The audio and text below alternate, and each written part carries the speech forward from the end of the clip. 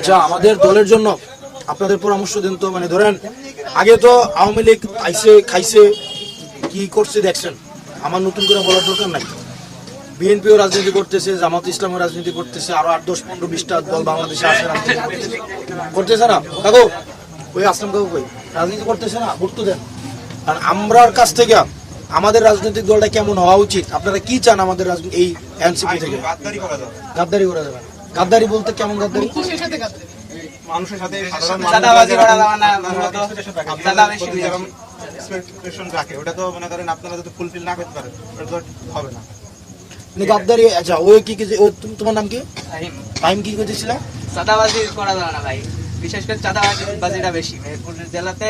বাংলাদেশি চাঁদাবাজি, এনসিপি চাঁদাবাজি করতেছে না। না, এনসিপির কথা বলছি না, মানে চাঁদাবাজি করা যাবে না। চাঁদাবাজি ছিল, রাজাকার ছিল, তারা তো সবকিছুই ছিল, খুনি ছিল, মানে এই দলটার মতো যত্ন হয় এটাই চাচ্ছি ভাই। আমাদের থেকে কি প্রত্যাশা করেন আপনারা বলুন? প্রত্যাশা এটাই, যেহেতু 71-এর পরে দেশ 54 বছর স্বাধীন হওয়ার পরে মানে পাকিস্তানের বিরুদ্ধে যে আমাদের একটা বৈষম্য ছিল, পূর্ব পাকিস্তান পশ্চিম পাকিস্তান, 71-এর পরে কিন্তু তার থেকে বৈষম্য বাংলাদেশে বেশি হয়েছে, কোনো অংশে কম হয়নি। এই জন্য এই জায়গাটা থেকে আমরা চাই যে এনসিপি বেরিয়ে আসবে, মানে এইটাকে পরিষ্কার করতে, মানে এনসিপি কারোর সাথে বৈষম্য করবে না। হ্যাঁ, প্রত্যেকটা ক্ষেত্রে মানুষের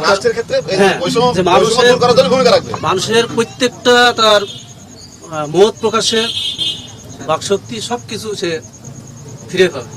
যেমনটি স্বৈরাচার সরকার যেমন এই দেশটাকে 17 বছর মানুষের বাকশক্তি থেকে শুরু করে, এমন কোনো সেক্টর নেই যে সেক্টরে মানুষ গিয়ে মানে তার ন্যায্য জিনিসটা পাবে, এরকম কোনো অপশন রেখে যায় না।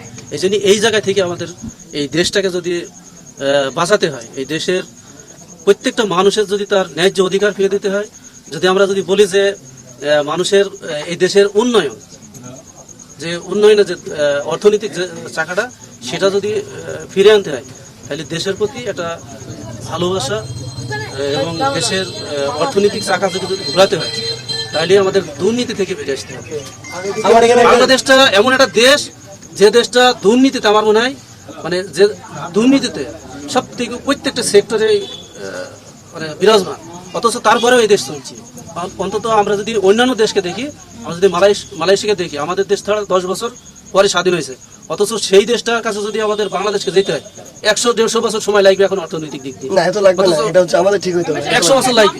অথচ জি আব্দুল কুদ্দুস আপনি যে বললেন যে কোন সেক্টরেই মানুষ ন্যায্য অধিকার পায় নাই, কোন সেক্টরেই পায় নাই, কেন বলেন? কেন হয় নাই? 53 বছর কেন হয় নাই?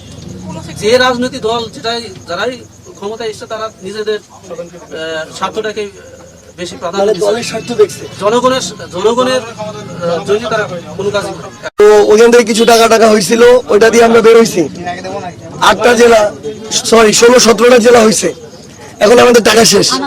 তো আমরা তো এখন হাসনাত কিন্তু 2 দিন ধরে একটা কথা বলতেছে, আমরা কারো কাছে জিম্মি না তাই, আমরা তো কারো কাছে জিম্মি না, এই জন্য যেটা দরকার ওইটাই বলতে পারি।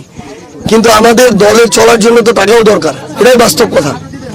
তো এটা আমরা কিভাবে জনগণের কাছে থেকে ম্যানেজ করতে পারি? চাল ব্যবসা করে বাংলাদেশের এই চালের সিন্ডিকেট হচ্ছে চালায়, ওর থেকে টাকা আনবে 10 কোটি, আইনা কি করবে, নাম যে হোক 10 কোটি টাকা আনবে আইনা, ও যখন সরকার গঠন করব তখন ওই চাল ব্যবসায়ী প্রতিষ্ঠান চালের দাম ধরেন 40 টাকা ছিল 60 টাকা করে ফেলে, তখন ওই রাজনৈতিক দল কিছু কইতে পারে না, কারণ সে তো ওই প্রতিষ্ঠান থেকে কি আনছে, টাকা আনছে, তাই না?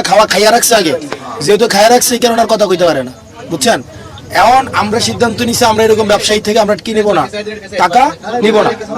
আমরা হচ্ছে কি জনগণ থেকে কি করব, টাকা নিব, যাতে করে জনগণ 5, 10, 20, 50, 100 টাকা করে দিবে, এবং আমরা ব্যবসায়ীদের কাছে আর মাথা নত করবো না।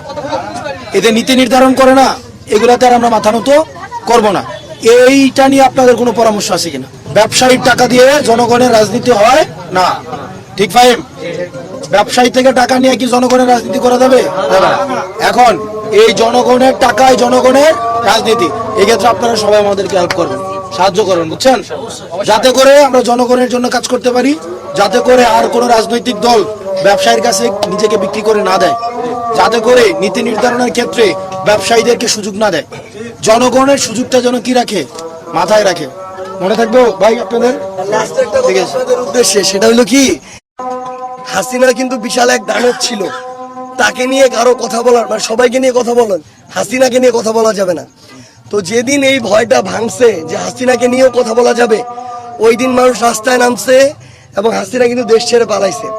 সো আগামীতে কোনো ব্যক্তি, দল কিংবা কোনো প্রতিষ্ঠানের বিরুদ্ধে আমাদের মনে যেন ভয় না থাকে যে আমি যদি কিছু বলি, ও যতই অন্যায় করুক না কেন, আমি যদি কিছু বলি আমার কি না কি হয়ে যায়, আমাকে রাখে না না রাখে। যেদিন আমাদের ভয়টা ভাঙবে ওই দিন আমাদের জয় সম্ভব।